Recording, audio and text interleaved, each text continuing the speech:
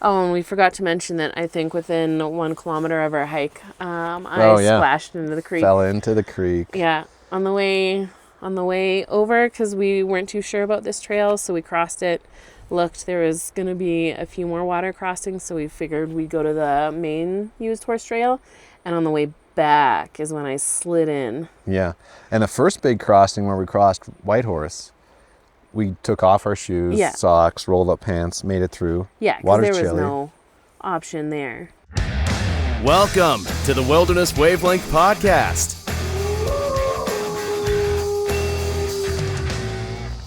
We are live from the Whitehorse Wildland Provincial Park.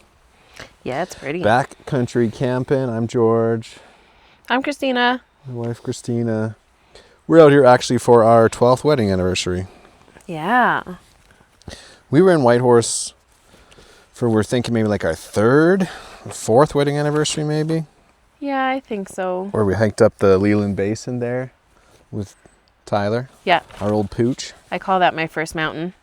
Yeah, that was a pretty good one. Yeah, now we're went a little further in.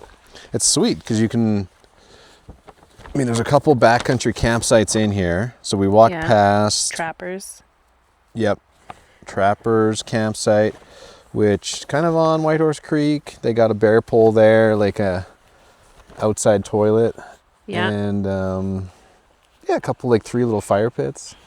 Be a nice spot, and it'd be like, man, I don't even know, like 3K, 4K into that site.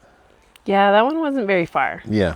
You could do that pretty easily with the backpack and stay out there for a couple nights. And then people could use it with their horses too, which is kind of made for as well.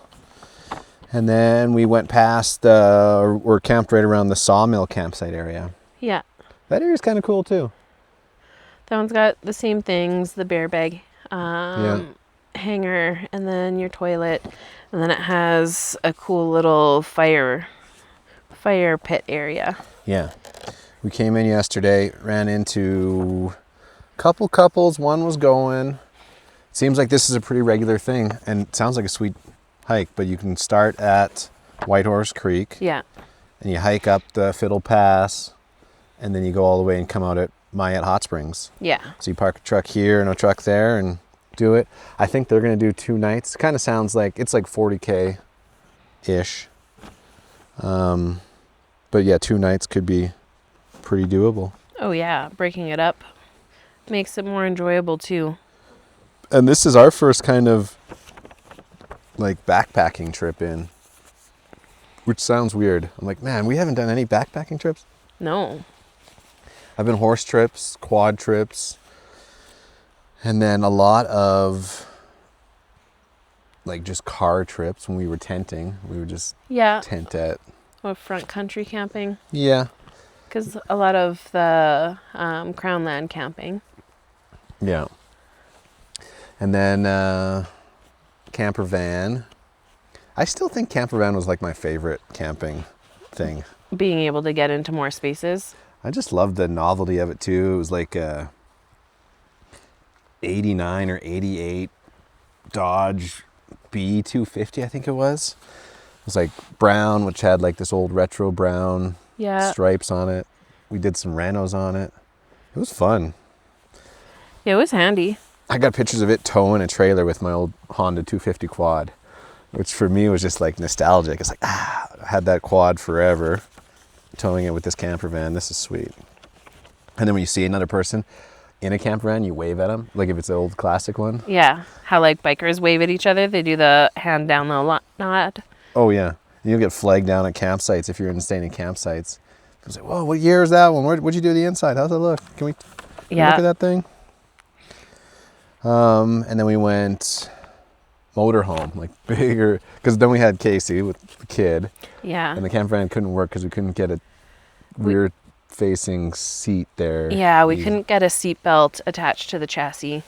And it was pretty tight. Like there wasn't much. Once you had the bed out, you weren't moving around. Yeah, we didn't have a pilot chair because we were looking at adding in one of those back pilot chairs. Yeah. So we went motorhome, which was like an old Ford C350, I think it was. Yeah, maybe. Just a beast. And like we were living in Edmonton, and we'd come out to this area, like Hinton area for camping, or Edson area, and it'd be a tank of gas from Edmonton to Edson. And a tank of gas was like 100 liters or more. It must have been more than 100 liters even, because I remember filling that up. It's like, that's another $200 to fill? Holy cow. Yeah, you didn't take it very far.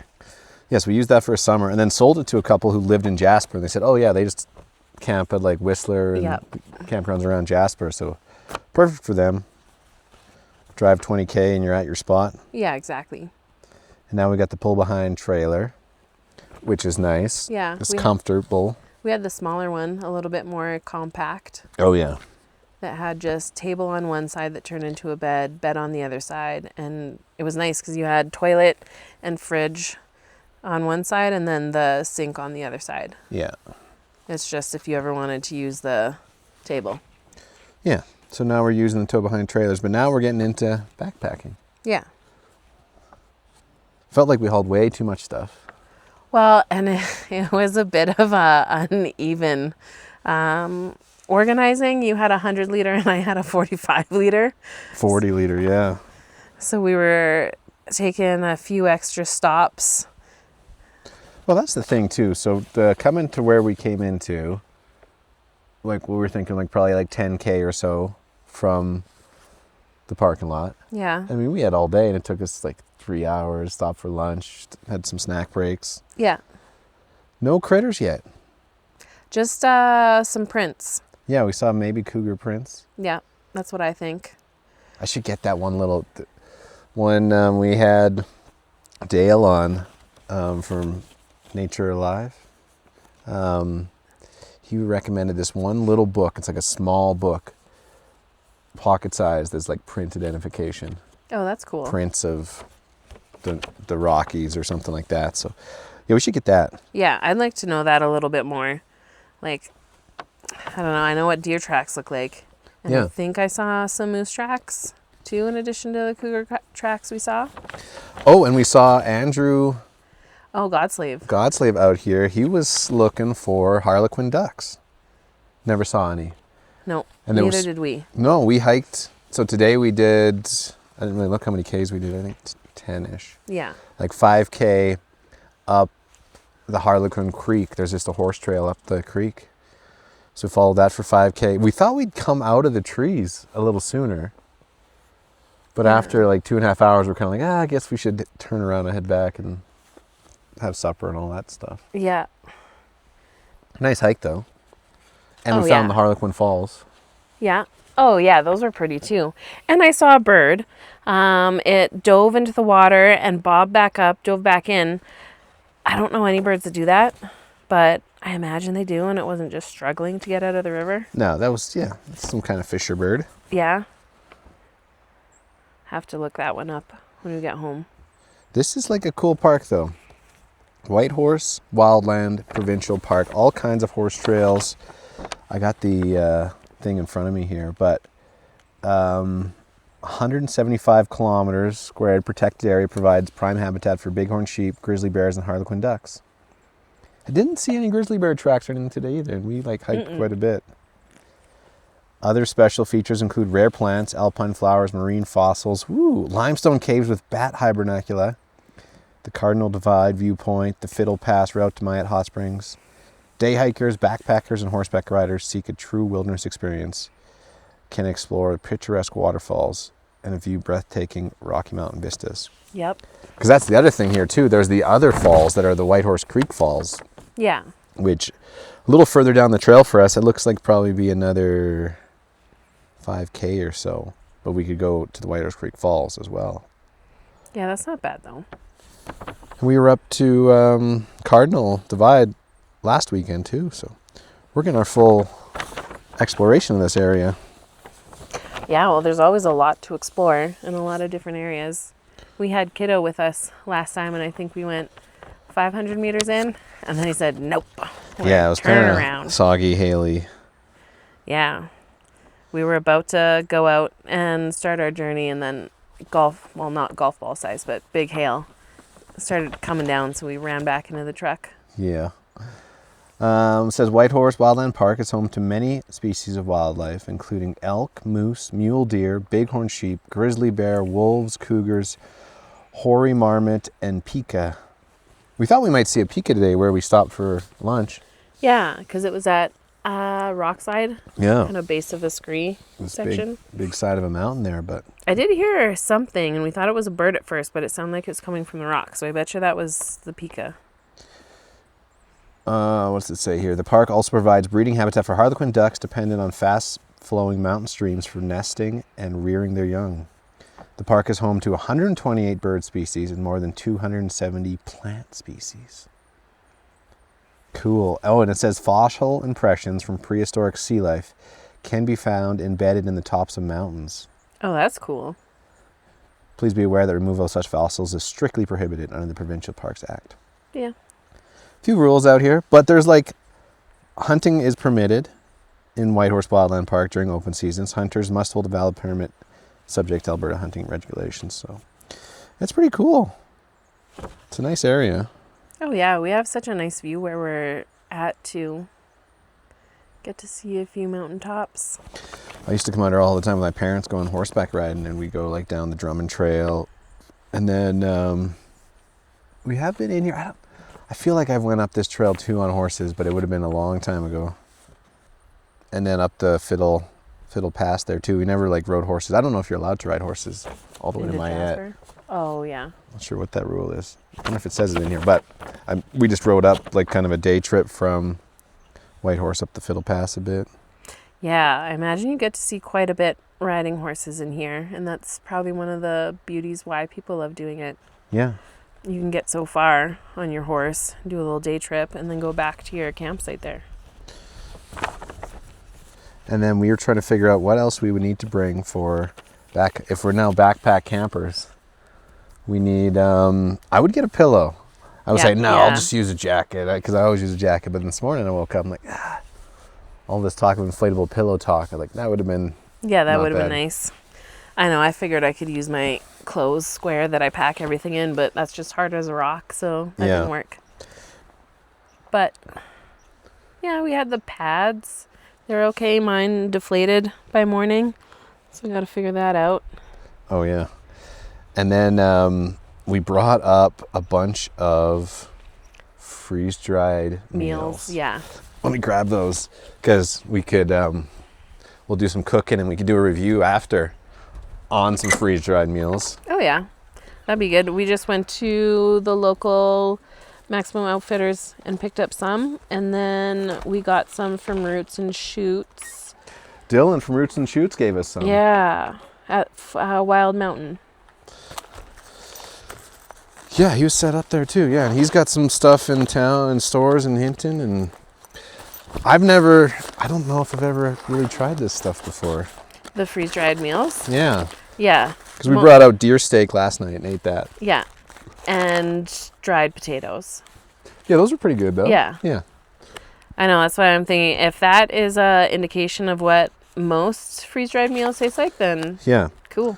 The problem is, for one of these, so like Maximum Outfitter, like it's $22 for this meal. So I'm like curious to see. So this is a breakfast skillet, egg, sausage, potatoes, and peppers.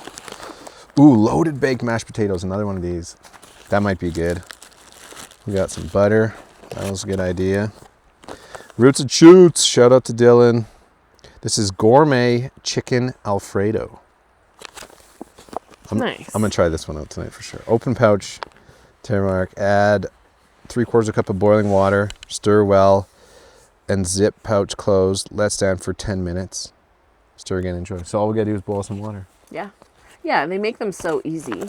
That's cool. And the packages, you can put everything in, so you don't even need your own bowl or any extra equipment. And this one's Backpacker's Pantry, pad thai with chicken. Thai rice noodles and spicy peanut sauce with white meat chicken. Doesn't sound too bad either. That's what I'm going to try tonight. We got grilled chicken and mushroom rice pilaf. Pilaf. Yeah. And this is from Alpine Air Foods. Man, we got like all kinds of different ones. Yeah, I was going to say, it looks like we have one from each company. Yeah. So we'll be able to give them each a review. Convenient, versatile, lightweight, long shelf life, food for every palate. And then last but not least, homestyle chicken and rice. This one looks good too. Yeah. That is the one thing. So this is white chicken, rice, vegetables with creamy sauce. We saw a couple mushrooms on our hike today, which, I don't know, because one of them was like, looked like a Combs tooth mushroom. It looks like, what do you call that? Like the white coral. Coral, yeah, it looks like coral. But it had a pink. a slightly different color than you said, what you and Scott had before. Yeah. But I picked a little chunk off, smelled it. I didn't do the spit test, but I smelt it and I'm like, it doesn't smell bad.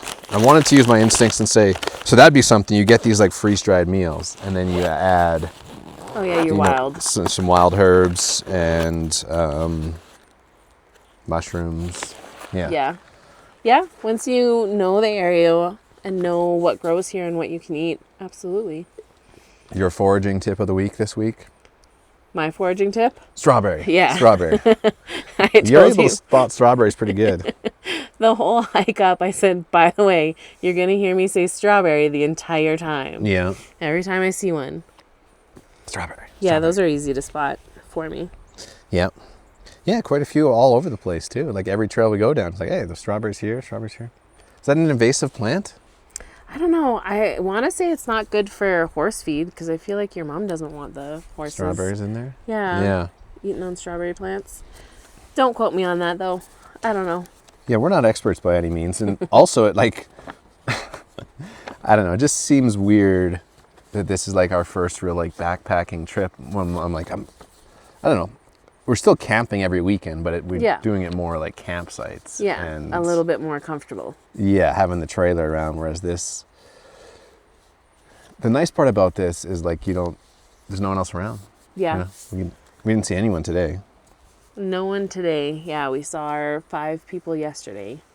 I was surprised. I thought for sure we'd see some horse riders going in on that trail. On our way out to the parking lot yesterday, we stopped at the Catamount General Store and dropped off a display for beer koozies. Oh, yeah. So you can go see Marie, and we have this display in the back, and we're selling Wilderness Wave beer koozies and some Brewski Blazer ones. Yeah, another spot you can go to and get them. Yeah, so you can get them in Catamount now too, which I'm stoked. Marie's doing such cool things with the store. And we kind of talked briefly with her about, like, she's brought so much attention to Catamount that it seems like sometimes people are like, oh, like don't ruin our picturesque spot. Yeah. You know? And so there is kind of a fine line, but I think this goes back to like the talk that we had with Scott and Lance when we were driving to Jasper. Is like, yeah, Jasper's busy. Like it's a busy spot for sure. Yeah. But 90% of the traffic, I think it was 90%. Lance was talking about that. Like 90% of the traffic you'll see or the people go is all within like a kilometer of the road. Yeah. So as soon as you get off the trail, there's still those hidden gems. Yeah, there's still gems you can get out to and not be surrounded by a bunch of people. And I think that's kind of goes with this too, is like we're far enough in, like it's a 10K hike, you got backpacks on. Like this isn't just for, the average person might not want to go and do something like this. But like if you have a little bit of adventure, and I feel like that's the audience of the podcast, this could be right up your alley. Coming out here doing a backcountry trip. And we need people out in these areas too, because like the trails get run down and trees blow over them. So if like everyone that comes out has a handsaw and cuts up a couple branches that are hanging over the trail, just the trails stay open and horses can get out and more people use it and take advantage of it. Yeah, there were so many side trails on that hike that we did. There's this part of the tree, there's either too many trees or it's too hard of a route for the horse to go. So then they had to do a side route where you still got to go over a tree, but it's not as, I don't know, strenuous for the horses, or they can actually jump that part of the tree. I have to come out here with Dad on the horses and just go up that trail. I want to go a little further because I feel like we turned around pretty close to the tree line, but and that wasn't the mountain I was planning on climbing today either. No, I feel like we went past it by a few. Yeah. We went, oh, there's the mountain we wanted to go on. Well, there was a couple trails off to the left. I'm like, this is probably it, but the trails died. And like, I don't know, we could have bushwhacked, but following a used horse trail is a little easier than bushwhacking. Yeah. Oh, and we forgot to mention that I think within 1 kilometer of our hike, I splashed into the creek. Fell into the creek. Yeah. On the way over, because we weren't too sure about this trail, so we crossed it. Looked, there was going to be a few more water crossings, so we figured we'd go to the main used horse trail. And on the way back is when I slid in. Yeah. And the first big crossing where we crossed Whitehorse, we took off our shoes, socks, rolled up pants, made it through. Yeah, because there was no option there. Yeah. But then the other ones, we crossed the creek, I don't know, probably 10 times. Yeah. And some of it would be you fall in, you're going to be soggy for a bit. On the way back through, though, we didn't take our shoes off. Yeah, that's because we knew that one was, like 500 meters from our campsite. And we were getting rained on, too. So we said, well, I guess we're going to get wet either way. Yeah. But do it. Sun's out now. Beautiful. Okay, let's sit back, relax, and then we'll cook up some of these. Yeah. Cook up 2 of them. I want to cook up Dylan's. Okay. And then you pick one. And then try them out. Yeah. Do our review. Do a review. Live. Food review live from the Whitehorse Wildland Provincial Park. Wilderness Wavelength. Okay, I just I got a coffee going too, and I got this stuff. It's called Veil from the Trail. It comes in like this little pink and purple thing. And then you put the filter over your mug and just slowly pour it in. It's like, it smells so good. I got it from the Gourmet Kettle in Hinton. Saw it on there, and it's like eye-catching. Yeah, it looks cool. Do I leave this soaked in while I sip it out of, you think? I'm gonna spill it. I don't know. I guess it depends on how strong you want it to be. Strong, baby. Let me try a sip here. Ooh, that is good. Yeah? It's a little pricey because I was like, it's like $4 a thing. I was like, I don't know, because I can get those. I brought a bunch of those little sleeve thingies too. You just shake them in. Oh, yeah, like Folgers instant coffee travel ones. What's that one I got? Campfire one or something. It says, leave the grit in it. You'll like the grit. Just embrace the grit. It'll put hair on your chest. Mm-hmm. That stuff's good though. And it feels fancy just pouring it in there and letting it like filter through. Yeah, the only thing is you gotta pour a little bit, let it filter, pour a little bit. But I mean, if it's meant for backpacking out in the woods, what else you doing? Yeah, enjoying it. Okay, so I think I've been 10 minutes. Put hot water into Roots and Shoots Gourmet Chicken Alfredo. This is a 42 grammer. That was the other thing too. We weren't really sure, like, how much is 42 grams? Is that a meal for us? Is that 2 servings? Is that 1 serving? That is one thing we didn't really bring either, was a way to measure cups. Like all our little boiler thing is like milliliters. Yeah. I guess we did okay. Yeah. I think you got 250 milliliters to 1 cup. Yeah. And I think 4 ounces to 1 cup. Yeah, and this was 3/4 of a cup. So. And I'm using a spork. I just don't know what end to use because it's a little bit juicy, but also a little bit. That's the benefit of a spork. Yeah, flip it around halfway through. Oh yeah, okay. I got nuts for mine. Let me try a bite of this. Oh, it looks good. Mm-hmm. Looks Alfredo-y. That was good. Tasty. Freeze-dried. Yeah, and you'd say waiting your 10 minutes. You did it? I think that was about 10 minutes. Yeah, so I could say, like, definitely you're out in the bush and can identify some plants that you like to throw in here with it. That'd be amazing. Having a couple mushrooms. I'm just not confident enough in my mushroom picking yet. Yeah. What are you eating? I have pad thai with chicken, Thai rice noodles in a spicy peanut sauce with the white meat chicken. I did say, like, leave it for 8 minutes, stir it again, and wait 7 more minutes. Oh, right. So you're on the 7-minute wait now? Yeah. Here, try some of this. Sprinkle peanuts. Gourmet chicken Alfredo.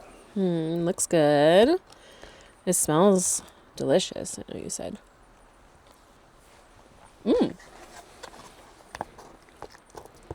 Yeah, it is really good. Tasty. And it rehydrates really good, too. Yeah, I like it. 10 out of 10 recommend? It's one of those things where it takes a lot of meal prep away from you that you don't have to worry about. But sometimes it is, like you say, it's nice. You come out here and you can cook like a full meal. So we brought steaks yesterday, and that was really good. But to have this kind of meal a couple days into a backpacking trip just by pouring hot water on it, that's pretty cool. You get your sustenance for your next adventure. Mm-hmm. Because what do we have for our lunches? We brought trail mix. Yeah. We had jerky, pepperoni sticks, extra M&Ms, yeah. Yeah, M&Ms to go in our trail mix. An apple. Oh, yeah, an apple. I think that's it. We had some Cliff Bars, but we didn't have any of those. Mm-hmm. But that was good. Oh, and then even though we're up here, I still treated the water in my water bottle with one of those aqua tabs. Yeah. It's just an Algene 1 liter, put a tab in per. And I also put in, this is good. Like one of those electrolyte tabs. It was like citrus flavored.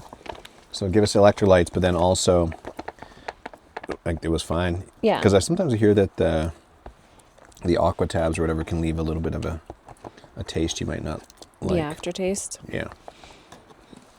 I brought up a water bottle that I got to use for the first time. It was suggested when we took our trip to Costa Rica, just in case the water wasn't good. But this worked perfectly here. What's it called? I think it's Katadyn, Katadyn, and it's bee-free. And it says it's a Hydro Pack soft flask. And so you can fold it up. Gets pretty compact, and all you do is you just swoop it in the water. Yeah. And then it's the filter. It says it only does bacteria and protozoa, I think. So no viruses. But so far, so good. Is beaver fever a virus? Do we know? That I don't know. No, we were going to Google that when we got home. Yeah, no cell phone service out here. Nah. Kind of nice. Yeah, I'm okay with that. You want any more of this before you eat it all? No, that's fine. You can have that. Yours? Yeah, I'm going to do my pad thai. Okay. That should be enough. Can I borrow your knife? Mine's in my fanny pack hanging up. When you're coming out in the bush, make sure you always got a lighter in your pocket and a knife in your pocket. Yeah, when I leave the vicinity, I take my fanny pack with my bear spray on it. I'm just saying as an overall thing. You come out here, like we brought a little first aid kit and some rope, and we're prepared. And we're only 10K from the vehicle. A couple little storms rolled through today, but yeah, that was fun. But I'm thinking if you're out here and you got a lighter and a knife, and one of those little emergency blankets is handy too, because then you can have it as like a backdrop. Make a fire, like a long fire. Build yourself a little kind of lean-to behind it. Yeah. And then have that tarp. Yeah, reflected back on you. Yeah. Be cozy. It got chilly last night, but we just got new sleeping bags, so we're committed to this lifestyle. Are we? Yeah. Yeah. I mean, I don't think we'd be doing it every weekend because I don't think Casey's really would be interested. How's that stuff? We tried a bite of her. Pad Thai with chicken. Review is good. It does have a little bit more spice than I guess I like, but tastes good. Chicken rehydrated good. So did the noodles. You get the crunch of your peanuts. So some little protein energy. Yeah. And this thing's 190 grams. How much was the one you had? 42. Yeah, so maybe this is a share one, because that one's definitely more single meal. 42 was like a good meal for me, but I'd probably have a couple 42s for supper sort of thing, I would think. Yeah. After a day of hiking. But we're going to get a little fire going here now. We were able to see some stars last night too. I know, I was just thinking that. You saw a shooting star and I saw a few shooting stars. Yeah. And it was probably around this time, maybe 8, when I was like, well, I'm ready for bed, except I want to see some shooting stars, see the stars. Yeah. Yeah, mid-August. Probably got dark like 10:30 or so last night. There's still a little glow around the mountains at that time, but yeah, couldn't ask for better weather this weekend. So yeah, I think my final review is backpacking food, not bad. Yep. I'm sure you could do some of it on your own too. 100%. Yeah, we still got to downsize our gear a bit because our packs were pretty heavy. Increase my size of pack, downsize your pack. And just like a little bit of lighter things. Like we have that stove that's a cool little stove and pretty compact, but yeah. Yeah. Sometimes you bring a little more than you need to. But yeah, especially your first time doing this. Yeah. But that's okay. And then Whitehorse Wildland. Come check it out. It's a sweet area. And there's just so much opportunity for backpacking out here, horseback riding. It's a nice spot. Yeah. Okay. Well, this has been a live Wilderness Wavelength episode. Yeah. Send us an email. Get a hold of us if you want to at wildernesswavelength.ca. I think next week, actually, Scott's got some plans for us might be live on location too. So it'll be an exciting one. But ooh, tune in. Yeah. Oh, and Christina's making a yarrow. Oh yeah, poultice for your leg from your crash today in the creek. Yeah, I think a warm compress is what I understand. It's supposed to help with bruises too. Trying out yarrow. We've identified yarrow and strawberries out here. Oh, and it smells so good. Edible stuff. Smell that. Oh yeah, it does smell pretty good. Can make a little yarrow tea out of that. Nice. Oh, 100%. Okay, well, thanks for listening, everybody. Until next week, stay wild. Stay wild. Wilderness Wavelength.